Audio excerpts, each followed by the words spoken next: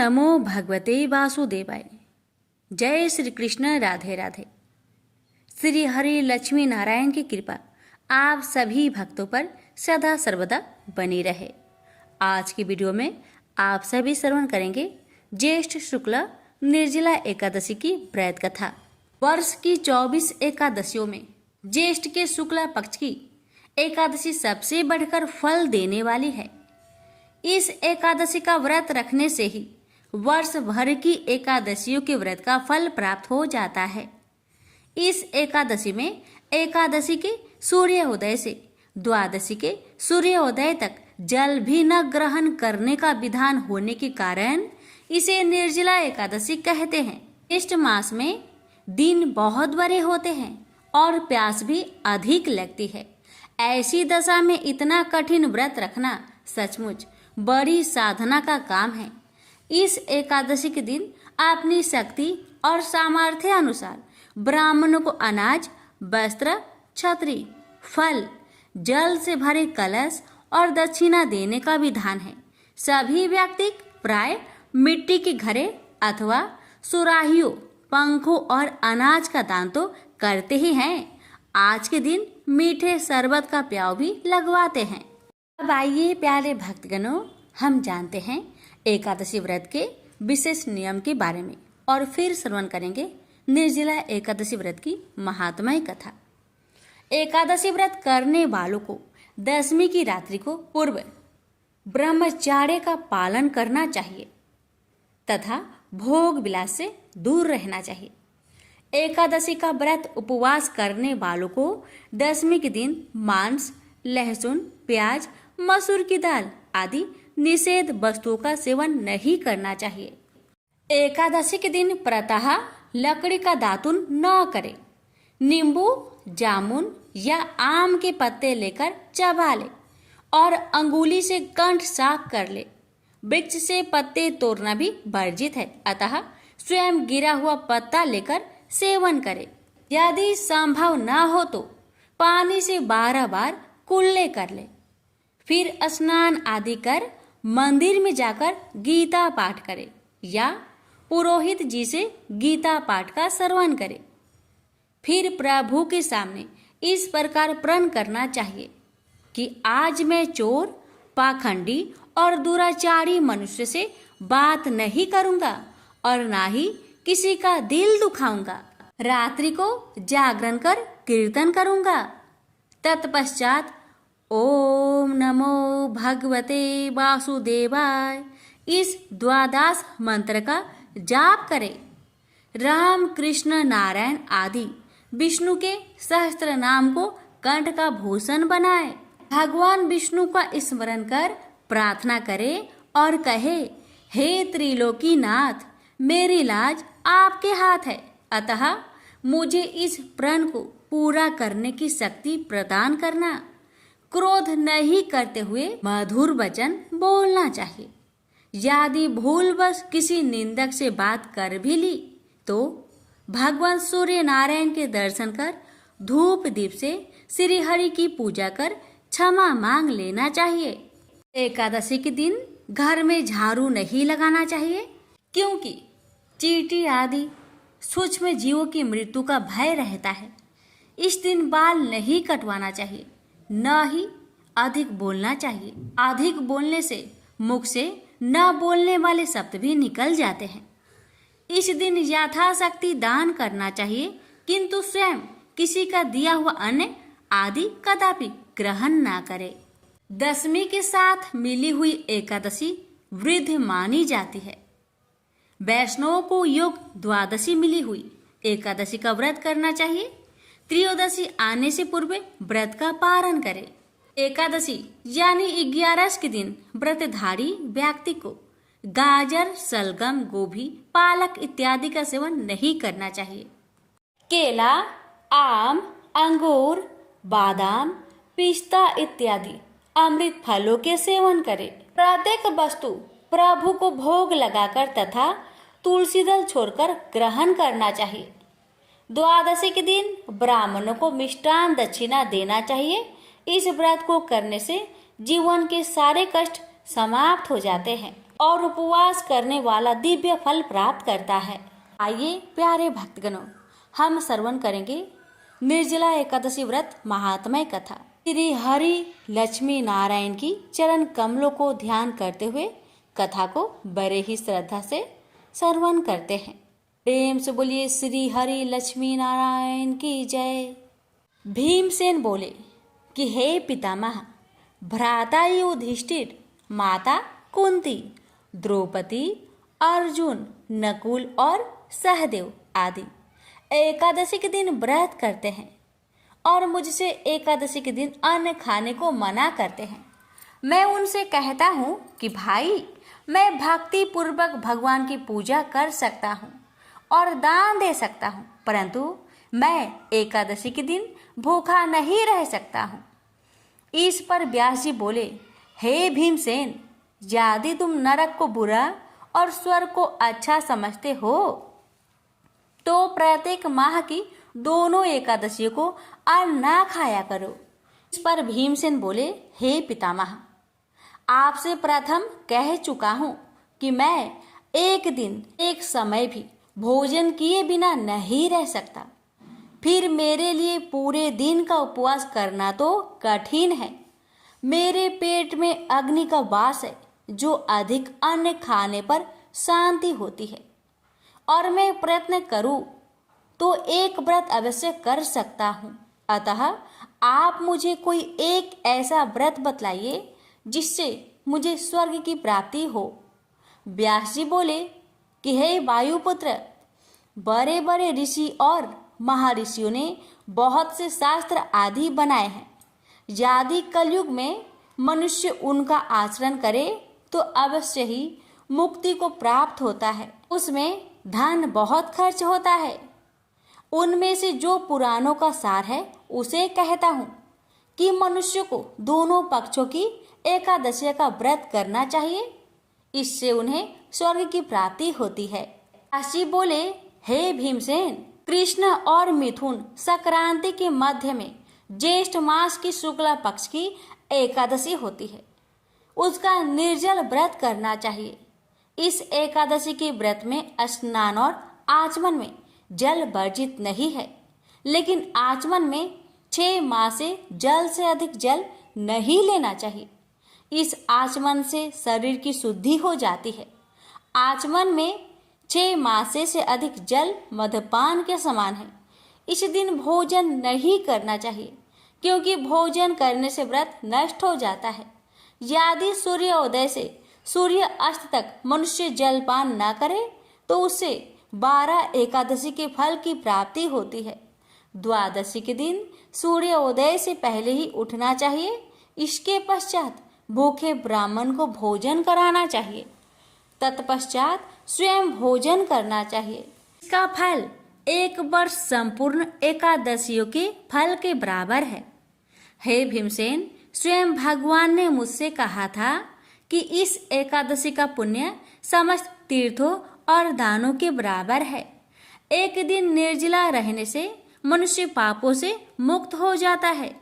जो मनुष्य निर्जला एकादशी का व्रत करते हैं उनको मृत्यु समय भयानक यमदूत नहीं दिखाई देते। उस समय भगवान विष्णु के दूत स्वर्ग से आते हैं और उसको पुष्पक विमान पर बैठाकर स्वर्ग को ले जाते हैं। अतः संसार में सबसे श्रेष्ठ निर्जला एकादशी का व्रत है। अतः यत्न पूर्वक इस एकादशी का निर्जल व्रत करना चाहिए। उस दिन ओम नमो भगवते वासुदेवाय मंत्र का उच्चारण करना चाहिए। उस दिन गौदान करना चाहिए। व्यास देव जी के ऐसे वचन सुनकर उसने निर्जला व्रत किया। इस एकादशी को भीमसेन या पांडव एकादशी भी कहते हैं। निर्जल व्रत करने से पहले भगवान की पूजा करनी चाहिए और उनसे विनय करनी चाहिए कि हे भगवान, आज मैं निर्जला व्रत करता हूँ, उसके दूसरे दिन भोजन करूँगा। मैं इस व्रत को श्रद्धा पूर्वक करूँगा, उससे मेरे सब पाप नष्ट हो जाए। इस दिन एक बड़े वस्त्र से ढककर स्वर्ण सहित दान करना चाहिए। जो मनुष्य इस व्रत के प्रहर में स्नान तप आदि करते हैं उनको करोड़ फल स्वर्ण दान का फल मिलता है। जो मनुष्य इस दिन यज्ञ होम आदि करते हैं उसका फल वर्णन भी नहीं हो सकता। इस निर्जला एकादशी के व्रत से मनुष्य विष्णु लोक को जाता है। जो मनुष्य इसी दिन अन्न खाते हैं उसे चांडाल समझना चाहिए, वे अंत नरक में जाते हैं। ब्रह्म हत्यारे, मद्यपान करने वाले, चोरी करने वाले, गुरु से देश करने वाले, असत्य बोलने वाले इस व्रत को करने से स्वर्ग को जाते हैं। हे कुंती, जो पुरुष या स्त्री इस व्रत को श्रद्धा पूर्वक करते हैं उनके निम्नलिखित कर्तव्य है। उन्हें सर्वप्रथम विष्णु भगवान की पूजा करनी चाहिए, तत्पश्चात गौदान करना चाहिए। उस दिन ब्राह्मणों को दक्षिणा, मिष्टान आदि देना चाहिए। निर्जला के दिन अन्न, वस्त्र, छत्र, उपाहान आदि का दान करना चाहिए। जो मनुष्य इस कथा को प्रेम पूर्वक सुनते वह पढ़ते हैं उसको स्वर्ग की प्राप्ति होती है। प्रेम से बोलिए लक्ष्मी नारायण की जय। कथा को लाइक शेयर करना ना भूले। लक्ष्मी नारायण आप सभी की मनोरथ को पूर्ण करे। शालिग्राम भगवान जी की कथा। एक बुढ़िया माई थी, उसके शालिग्राम जी का सेवा करने का नियम था।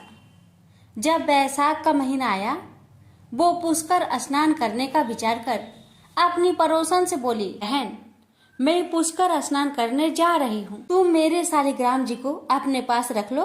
पड़ोसन बोली, रख तो लूंगी, लेकिन मुझे शालिग्राम जी की सेवा पूजा करना नहीं आता, अगर मुझे बता दो तो मैं वैसे पूजा कर लूंगी। बुढ़िया माई बोली, बहन सवेरे इनको उठाना, एक लोटा जल भरकर लाना, आते समय बगीचे से फूल तुलसी लाना, भगवान को जल व कच्चे दूध से नहलाना, चंदन लगाकर पुष्प तुलसी चढ़ाना, दूध का भोग लगाना, दोपहर को रसोई में जो भी बने उसका भोग लगाना, शाम को दिया जलाना, ऐसी सेवा पूजा करना। यह कहकर वह चली गई।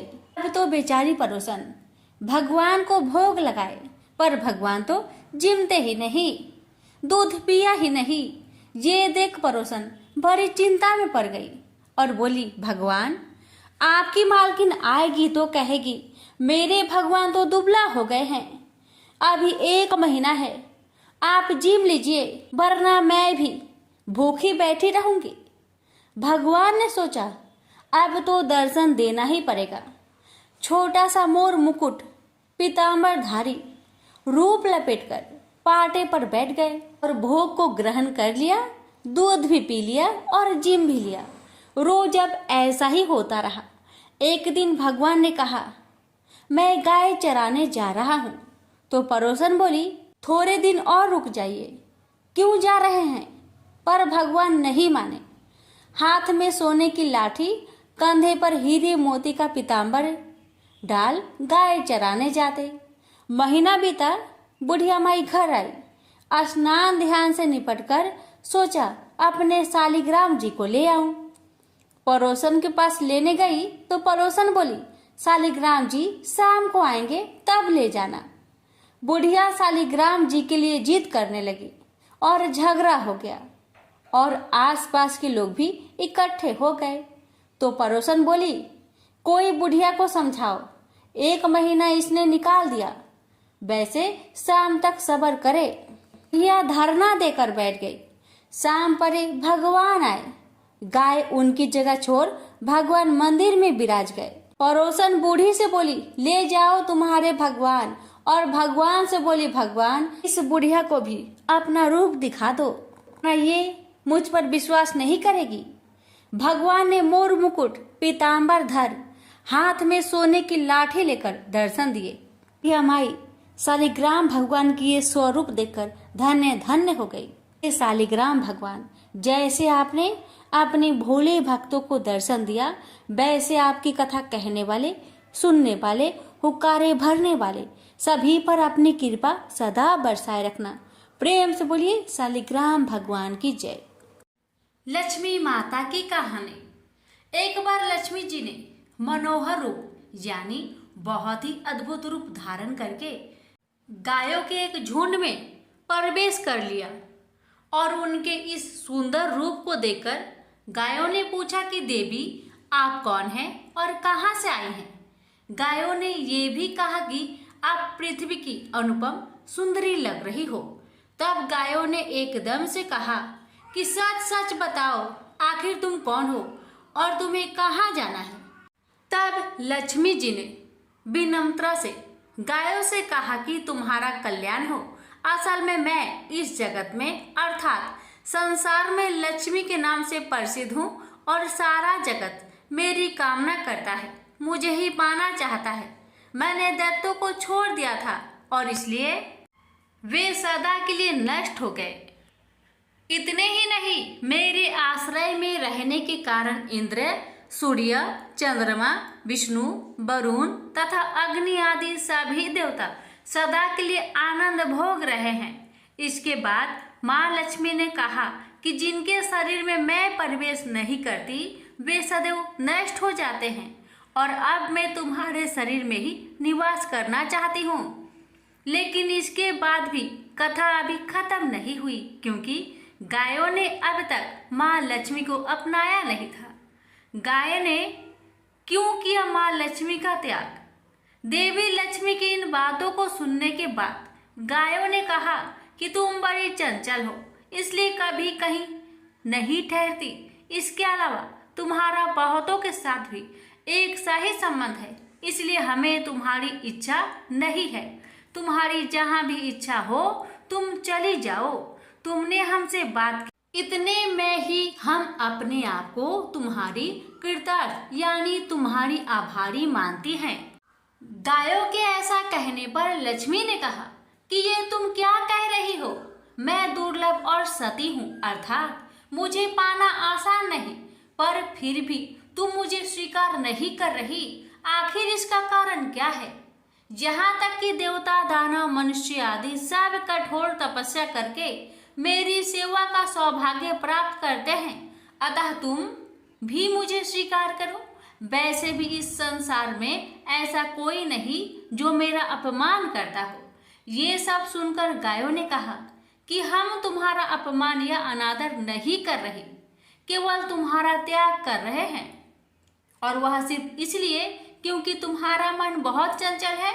तुम कहीं भी जमकर नहीं रहती, अर्थात एक स्थान पर नहीं रुक सकती, इसलिए अब बातचीत करने से कोई लाभ नहीं। तो तुम जहाँ जाना चाहती हो जा सकती हो। इस तरह से गायों ने माँ लक्ष्मी का त्याग कर दिया, क्योंकि गायों को मालूम था कि लक्ष्मी कभी किसी के पास नहीं रहती, बल्कि पूरे संसार में घूमती रहती है।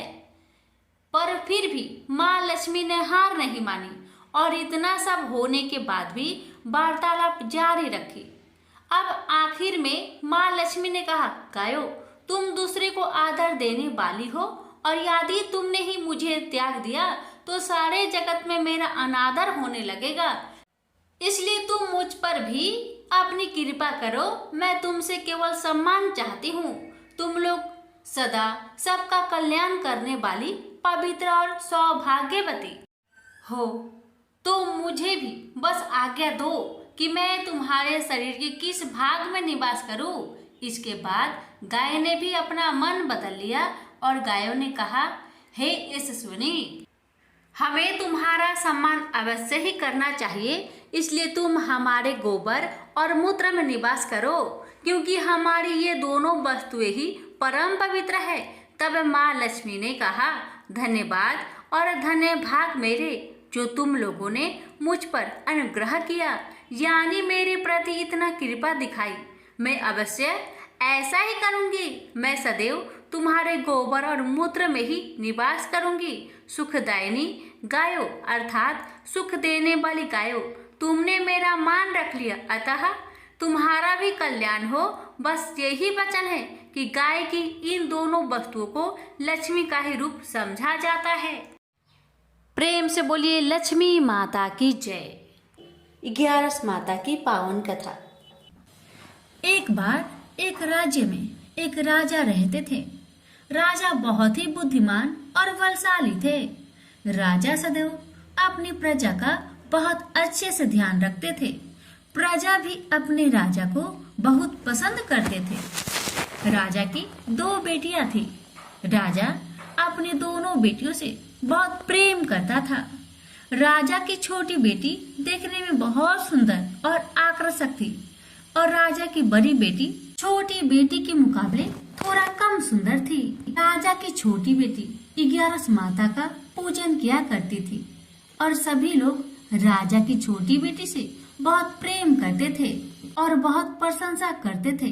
राजा भी अपनी छोटी बेटी को बड़ी बेटी से अधिक प्रेम करते थे, जिस कारण राजा की बड़ी बेटी अपनी छोटी बहन से बहुत नफरत करने लगी। राजा की दोनों बेटियां जब बड़ी हो गई, तब एक पड़ोस राज्य में रहने वाला राजकुमार राजा की बड़ी बेटी के लिए रिश्ता लेकर आया। लेकिन जैसे ही उस राजकुमार की नजर राजा की छोटी बेटी पर पड़ी, तो वह राजकुमार राजा की छोटी बेटी पर आकर्षक हो गया और उससे पहले नजर में ही प्रेम कर बैठा। उस राजकुमार ने राजा की बड़ी बेटी के साथ विवाह करने से मना कर दिया और उसने राजा से कहा कि मैं आपकी छोटी बेटी से विवाह करना चाहता हूँ। जिसके बाद राजा की बड़ी बेटी यह देखकर अपनी छोटी बहन से बहुत क्रोधित हो गई और राजा की बड़ी बेटी ने अपनी छोटी बहन को अपना सबसे बड़ा दुश्मन मान लिया। राजा की बड़ी बेटी ने अपनी छोटी बहन से बदला लेने का निर्णय लिया, जिसके लिए उसने अपनी छोटी बहन को जान से मारने का प्लान बनाया। राजा की बड़ी बेटी ने अपनी छोटी बहन को मारने के लिए सबसे पहले एक लड्डू में जहर मिलाकर अपनी छोटी बहन को दे दिया और उसको लड्डू खाने के लिए कहा। लेकिन लड्डू खाने के बाद भी छोटी बहन को कुछ नहीं हुआ। बड़ी बहन यह देखकर बहुत आश्चर्य में पड़ गई, लेकिन बड़ी बहन ने हार नहीं मानी और उसने जब रात में छोटी बहन अपने कमरे में सो रही थी, तब एक मटके में सांप रखकर उसे कमरे में छोड़ दिया ताकि छोटी बहन को डस ले और उसका काम तमाम हो जाए। लेकिन सांप भी छोटी बहन का कुछ नहीं कर पाया। जिसके बाद बड़ी बहन ने अपनी छोटी बहन से कहा कि चलो हम लोग कुएं से पानी भरकर लाते हैं। जिसके लिए वह छोटी बहन को पानी भरने के बहाने कुएं के पास ले गई और उसने अपनी छोटी बहन को कुएं में धक्का दे दिया। लेकिन 11 माता की कृपा से छोटी बहन को तब भी कुछ नहीं हुआ, क्योंकि हर बार 11 माता उसकी रक्षा कर रही थी। और उधर बड़ी बहन अपने सारे प्रयासों के बाद असफल हो रही थी, जिससे वह बहुत क्रोधित हो जा रही थी। फिर उसने अपनी छोटी बहन के पास जाकर उससे खुद पूछा कि मेरी छोटी बहन, तुमको पता है भगवान ने सबकी मृत्यु एक निश्चित समय पर लिखी हुई है और कैसे तुम्हारी मृत्यु होगी, क्या यह तुम जानती हो? तब छोटी बहन ने अपनी बड़ी बहन को बताया कि हाँ, मैं जानती हूँ मेरी मृत्यु कैसे होगी। छोटी बहन से यह सुनकर बड़ी बहन मन ही मन बहुत प्रसन्न होने लगी और उसने अपनी छोटी बहन से कहा कि तो मुझे अपनी मृत्यु की राज बताओ। छोटी बहन ने अपनी बड़ी बहन से कहा कि मेरी मृत्यु तो एक तोते में है, जो तोते के गले में एक हार है, उसी में मेरा प्राण छुपा हुआ है। जब तक कोई भी व्यक्ति तोते को मारकर वह हार अपने गले में पहनेगा तो मैं मूर्छित हो जाऊंगी, और जैसे ही उस हार को अपने गले से उतारेगा तो मैं वापस जीवित हो जाऊंगी। अपनी छोटी बहन की मृत्यु का राज जानकर बड़ी बहन बहुत खुश हो गई और वह अपनी छोटी बहन को मारने के लिए उसके पालतू तोते को ढूंढना शुरू कर दिया। और छोटी बहन को इस बात का आभास तक न हुआ कि कोई उसकी जान लेना चाहता है, जिसके लिए वह अपने पिताजी के पास गई और उसने अपने पिताजी से कहा कि पिताजी, मेरी मृत्यु के बाद आप मुझे जलाइएगा मत, बल्कि आप मुझे अपनी पुरानी हवेली में एक पलंग में लेटाकर छोड़ दीजिएगा। अपनी छोटी लड़की की यह बात सुनकर राजा बहुत आश्चर्य में पड़ गया और उसने अपनी बेटी से पूछा, बेटी, तुम यह क्या कह रही हो?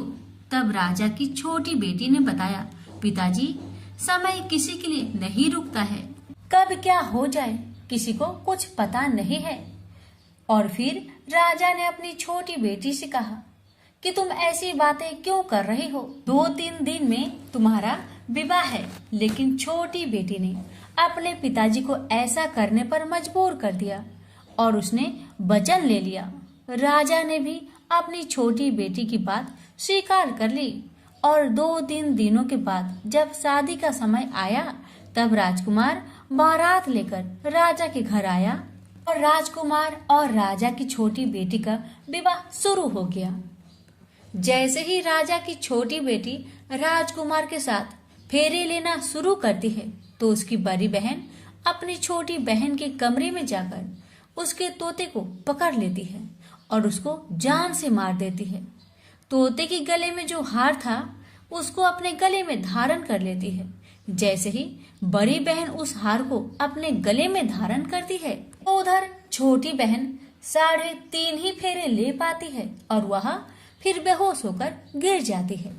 जिसके बाद राजा ने बड़े बड़े हकीमों को बुलवाया और अपनी छोटी बेटी का इलाज करने के लिए कहा। राजा की बात सुनकर वैद्य ने छोटी बेटी को जब चेक किया, राजा को बताया कि आपकी छोटी बेटी ना तो जीवित है और ना मरी हुई है।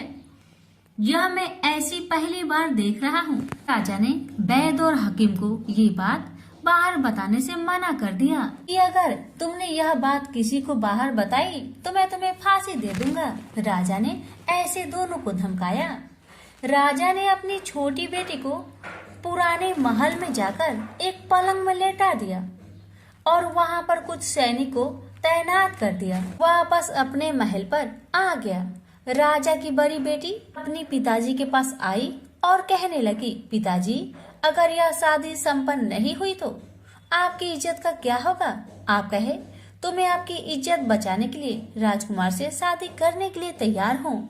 जिसके बाद राजा ने अपनी बड़ी बेटी की बात मान ली और राजा ने बड़ी बेटी को छोटी बेटी के कपड़े पहनाकर मंडप पर भेज दिया।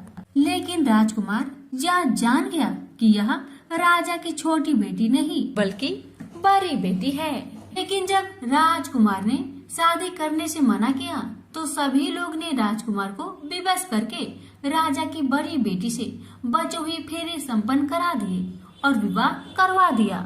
जिसके बाद राजकुमार राजा की बड़ी बेटी को अपने महल ले गया। राजकुमार राजा की बड़ी बेटी से ना तो बात करता था, नहीं उसको पसंद करता था और ना ही उसके आसपास भटकता था। और राजकुमार ने यह फैसला लिया था कि वह अपनी प्रेमिका को ढूंढकर रहेगा और यह जानकर रहेगा कि उसके साथ क्या हुआ है। एक दिन राजकुमार अपने घोड़े पर सवार होकर राजा के पुराने महल के पास पहुंच गया, जहां पर उसने कुछ सैनिकों को देखा। महल के पास पहुंचकर राजकुमार ने जब महल को ध्यान से देखा तो वह समझ गया कि यह तो हमारे ससुर जी का महल है। तब राजकुमार ने सैनिकों से पूछा, तुम लोग यहाँ क्या कर रहे हो और इस महल के अंदर उस पलंग में कौन लेटा हुआ है? जिसके बाद सैनिकों ने बताया कि यहाँ पर राजा की छोटी बेटी लेटी हुई है। यह सुनकर राजकुमार बहुत प्रसन्न हुआ और चिंतित भी हुआ। तुरंत अपनी प्रेमिका के पास पहुँच गया और उसकी सेवा करने लगा। जैसे ही रात हुई तो राजा की छोटी बेटी उठकर खड़ी हो गई। राजकुमार यह देखकर बहुत खुश हुआ और उसने अपनी प्रेमिका से पूछा कि तुम यहाँ क्या कर रही हो? तुम मेरे साथ मेरे घर चलो। राजा की छोटी बेटी ने राजकुमार को सारी बातें बता दी कि मेरी जान एक तोते में बसी थी और मैंने यह सब सिर्फ अपनी बड़ी बहन को बताया था और मुझे पता है कि उसने ही मुझे मारने का प्रयास किया है। उसके पास एक हार है जिसको वह सुबह पहन लेती है और रात को उतार देती है। जब तक वह हार को पहने रहती है तब तक मैं मूर्छित रहती हूँ और जैसे ही वह हार को उतार देती है तो मैं जीवित हो जाती हूँ और जब तक मेरी बहन के पास वह हार है तब तक मैं ऐसे ही जीवित और मूर्छित होती रहूंगी। अगर मेरी बड़ी बहन के पास जो हार वह मेरे हाथ लग जाए तो मैं हमेशा के लिए जीवित हो जाऊंगी। राजकुमार यह बात सुनकर राजा की छोटी बेटी के पास रहने का निर्णय ले लिया और उसने अपने बचे हुए सारे फेरे उस पलंग में लेटी राजकुमारी की छोटी बेटी के साथ ले लिए और अपना विवाह को पूर्ण कर लिया और वहीं पर रहने लगा। देखते ही देखते कुछ समय में राजा की छोटी बेटी और राजकुमार की पत्नी पेट से हो गई। एक दिन राजकुमार को किसी काम से बाहर जाना पड़ा। तब छोटी बहन के पेट में बहुत तेज दर्द होने लगा, जिसके बाद उसने 11 माता का ध्यान किया। जिसके बाद वहां पर 11 माता प्रकट हुई और उन्होंने अपने भक्तों के दर्द को दूर किया और एक पुत्र की प्राप्ति करवाई। और वहीं पर अचानक से राजकुमार भी आ गया। राजकुमार ने 11 माता को देखा तो वह आश्चर्य हो गया और उसने तुरंत माता को प्रणाम किया और 11 माता ने राजकुमार से कहा, जब तुम्हारा बेटा 5 वर्ष का हो जाए तो तुम अपनी पत्नी के हार आकर इसके गले में डाल देना। और देखते देखते राजकुमार और राजा की छोटी बेटी का पुत्र 5 वर्ष का हो जाता है। तो राजकुमार अपने बेटे से कहता है कि बेटा, मैं कुछ काम से बाहर जा रहा हूँ, तुम अपनी माता का ध्यान रखना। और वह वहाँ से चला जाता है। राजकुमार को बाहर निकलता देख बड़ी बहन के सैनिक देख लेते हैं और वह बड़ी बहन को जाकर सारी बातें बता देते हैं। जिसके बाद बड़ी बहन अपनी छोटी बहन के पुत्र को वहाँ से उठवा लेती है और उसको मरवा देती है। छोटी बेटी के पुत्र के 2 टुकड़े करवा देती है। पहला टुकड़ा चक्की के पास छुपा देती है और दूसरा टुकड़ा अपनी पलंग के नीचे रख देती है। 11 माता बड़ी बहन की सारी करतूत अपनी आंखों से देख रही थी। उनसे रहा नहीं गया। वह एक भिखारी का रूप लेकर बड़ी बहन के पास चली आती है, जिसके बाद वहाँ पर भिक्षा मांगने लगती है।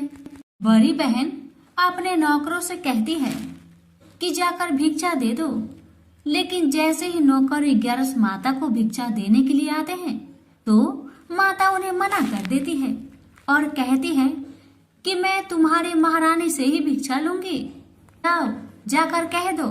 इसके बाद बड़ी बहन स्वयं ही भिक्षा देने के लिए माता के पास आती है। तब माता एक बिल्ली का रूप लेकर उसके कमरे में चली जाती है और वहाँ पर छोटी बेटे के पुत्र के टुकड़े को जोड़ देती है और उसे जीवित कर देती है। उसे वहाँ से ले जाती है।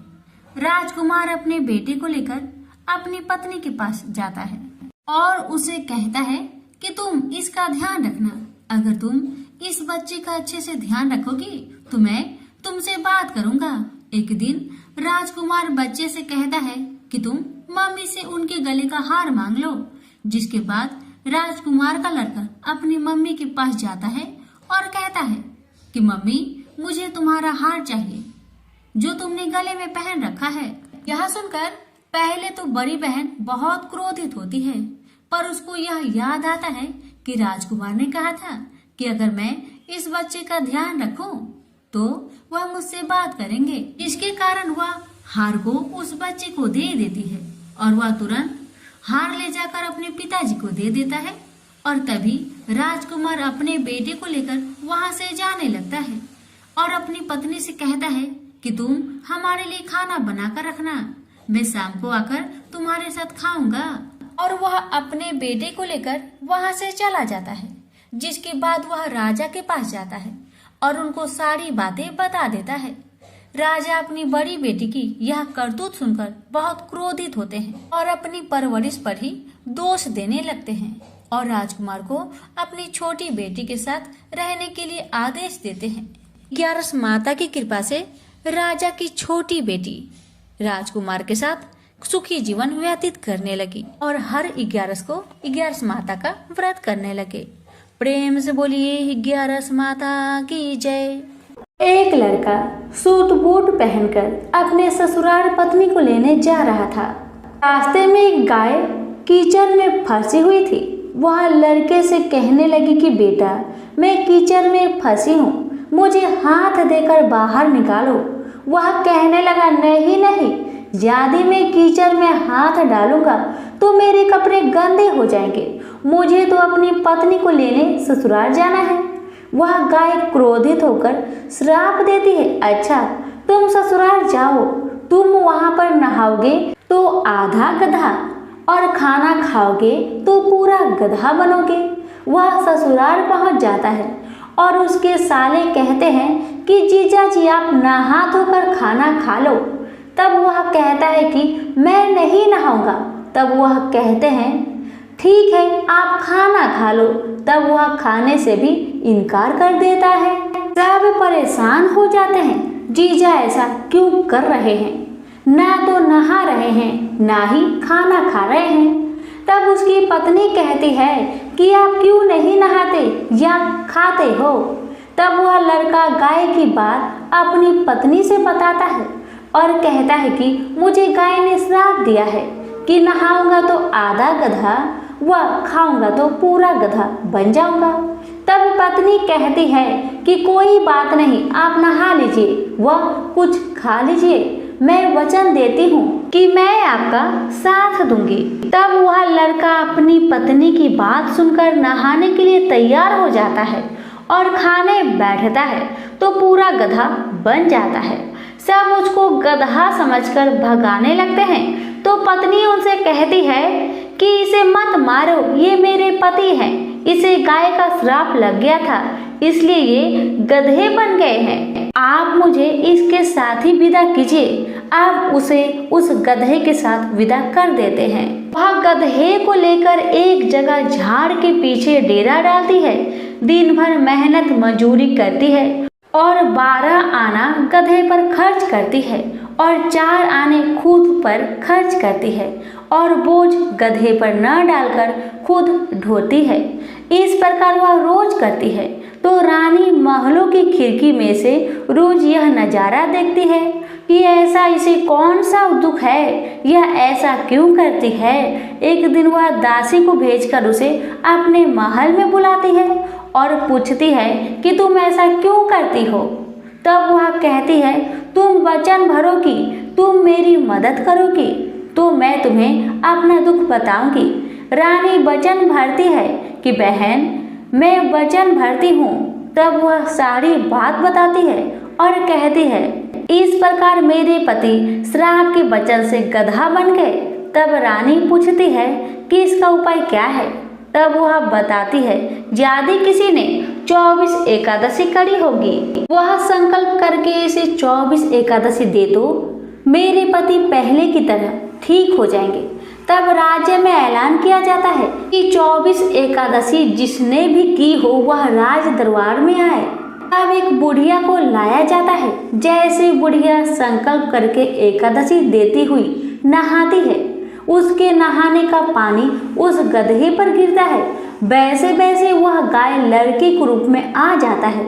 बुढ़िया लालच करके एक एकादशी व्रत रख लेती है तो उसका एक कान गधे का रह जाता है। सब कहते हैं ये क्या हुआ। तब बुढ़िया कहती है कि मैं भूखी प्यासी मरी सो, मेरे पास एक एकादशी तो रहने दो। तब सब कहते हैं नहीं, तुमने संकल्प किया है तो सारी एकादशी इस लड़के को दो, वरना यह पूरी तरह लड़का नहीं बन पाएगा। अब वह बुढ़िया सारी एकादशी उस लड़के को दे देती है और वह गधा पूरी तरह लड़का बन जाता है। राजा सारे राज्य में ऐलान करते हैं कि जिनके भी बन पड़े एकादशी करो, एकादशी जैसा दूसरा व्रत नहीं। प्रेम से बोलिए एकादशी माता की जय। गर्भ गीता पाठ।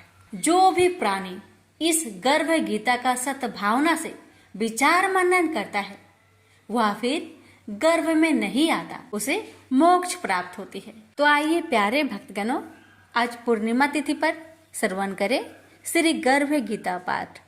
श्री कृष्ण भगवान जी का वचन है, जो प्राणी इस गर्भ गीता का सद्भावना से विचार मनन करता है सो पुरुष फिर गर्भवास में नहीं आता है। अर्जुन कहते हैं, हे कृष्ण भगवान, यह प्राणी जो गर्भ विषय में आता है सो किस दोष के कारण आता है। हे प्रभु जी, जब यह जन्मता है तब इसको जरा आदि रोग लगते हैं, फिर मृत्यु होती है। हे स्वामी, वह कौन सा कर्म है जिसके करने से जन्म मरण से रहित होते हैं? श्री भगवान बोले, हे अर्जुन, यह मनुष्य जो है सो आंधा मूर्ख है और संसार के साथ प्रीति करता है। यह पदार्थ मैंने पाया है और वह मैं पाऊंगा, ऐसी चिंता इस प्राणी के मन से उतरती नहीं। 8 पहर माया को ही मांगता है। इन बातों को करके बार बार जन्मता और मरता है। वह गर्भ विषय दुख पाता रहता है।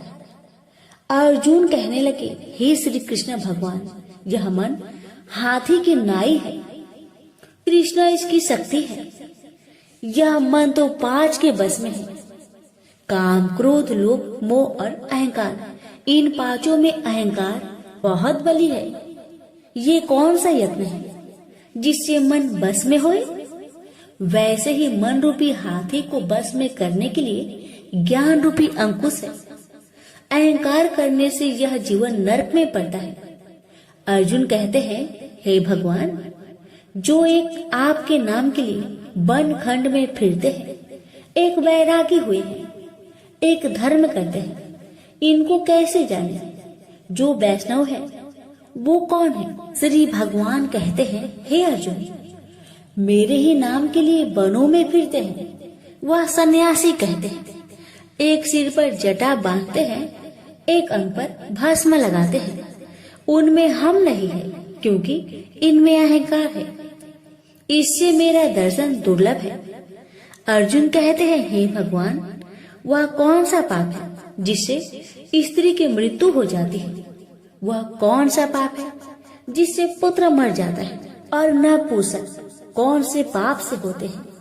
श्री भगवान कहते हैं, हे अर्जुन, जो किसी से कर्जा लेता है और देता नहीं, इस पाप से औरत मरती है। और जो किसी की अमानत रखी हुई बचा लेता है, उनके पुत्र मर जाते हैं। जो किसी का कार्य किसी के गोचर आए पड़े और वह जवानी कहे कि मैं तेरा कार्य सबसे पहले कर दूंगा, जब समय आए उसका कार्य न करे, इस पाप से नपुंसक होता है। यह बड़े पाप है। अर्जुन कहते हैं, हे भगवान, कौन से पाप से मनुष्य सदैव रोगी रहता है? किस पाप से गधे का जन्म पाता है, स्त्री का जन्म तथा टट्टू का जन्म क्यों कर पाता है, और बिल्ली का जन्म किस पाप से होता है?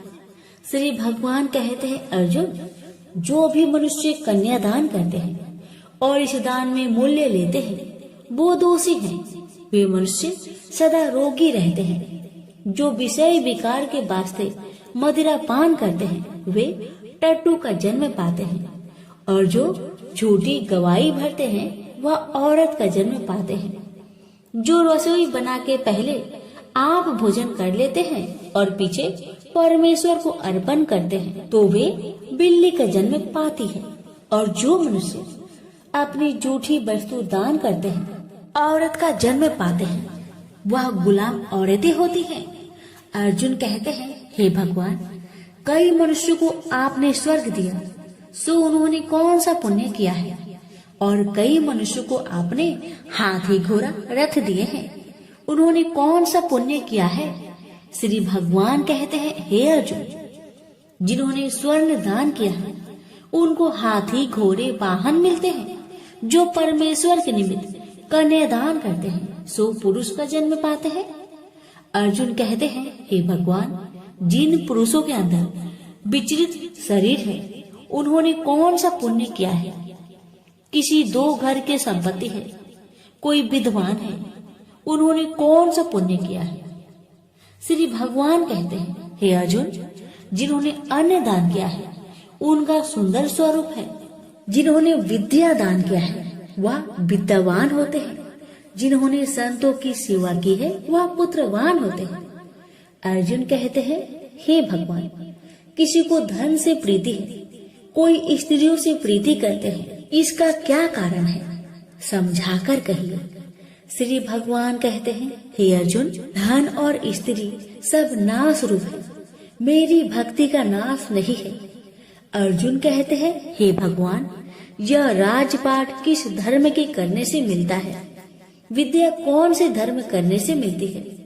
श्री भगवान कहते हैं, हे अर्जुन, जो प्राणी काशी जी में निष्काम भक्ति से तप करते हुए देह त्यागते हैं वह राजा होते हैं, और जो गुरु की सेवा करते हैं सो विद्वान होते हैं। अर्जुन कहते हैं, हे भगवान, किसी को धन अचानक बिना किसी परिश्रम से मिलता है, सो उन्होंने कौन सा पुण्य किया है?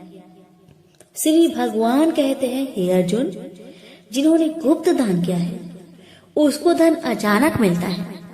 जिसने परमेश्वर निमित्त पराया कार्य संवारा है वह मनुष्य रोग से रहित होते हैं।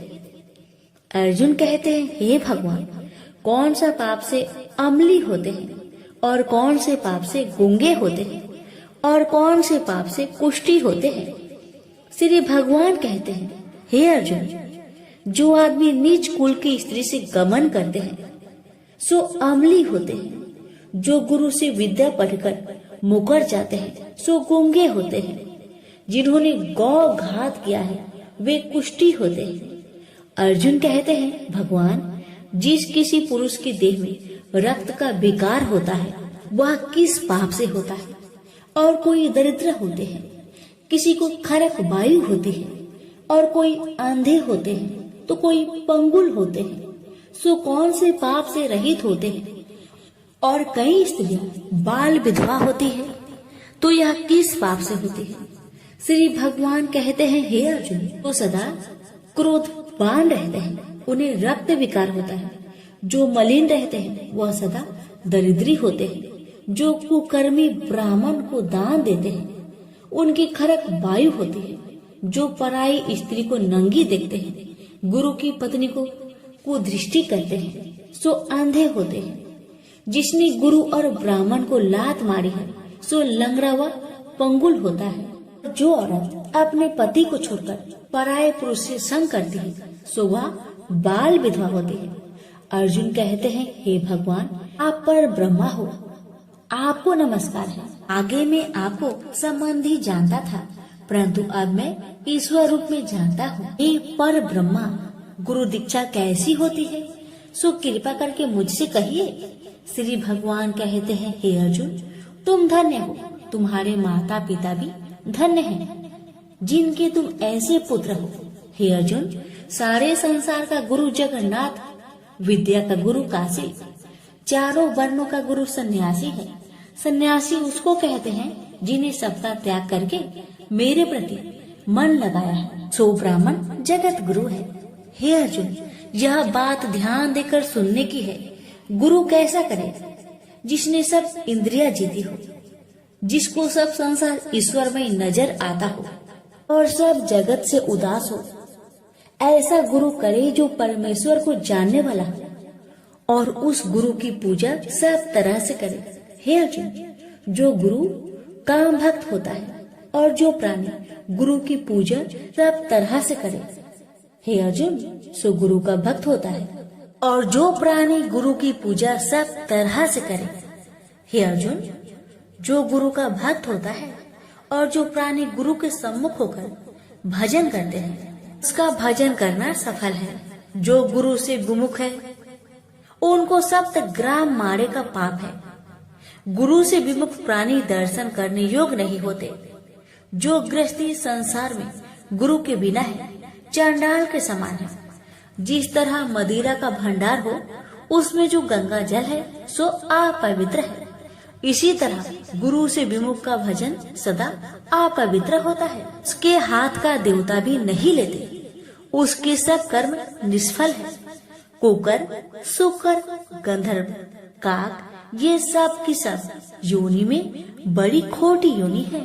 सबसे यह मनुष्य खोटा है जो गुरु नहीं करता। गुरु बिना गति नहीं होती, यह अवश्य नरक को जाएगा। गुरु दीक्षा बिना प्राणी के सब कर्म निष्फल होते हैं। हे अर्जुन, जैसे चारों वर्णों को मेरी भक्ति करना योग है, तैसे गुरु धार के गुरु की भक्ति करना योग है। जैसे गंगा नदियों में उत्तम है, सब व्रतों में एकादशी का व्रत श्रेष्ठ है, वैसे हे अर्जुन, शुभ कर्मों में गुरु सेवा उत्तम है। गुरु दीक्षा बिना प्राणी पशु योनि को पाता है। जो धर्म भी करता है सो पशु योनि में फल भोगता है। 84 योनियों में भ्रमता रहता है। अर्जुन कहते हैं, हे श्री कृष्ण, भगवान गुरु दीक्षा क्या वस्तु है? भगवान कहते हैं, अर्जुन धन्य जन्म है तेरा जिसने यह प्रश्न किया है। तू धन्य है। गुरु दीक्षा के 2 अक्षर है, हरिओम। इन अक्षरों को गुरु कहता है।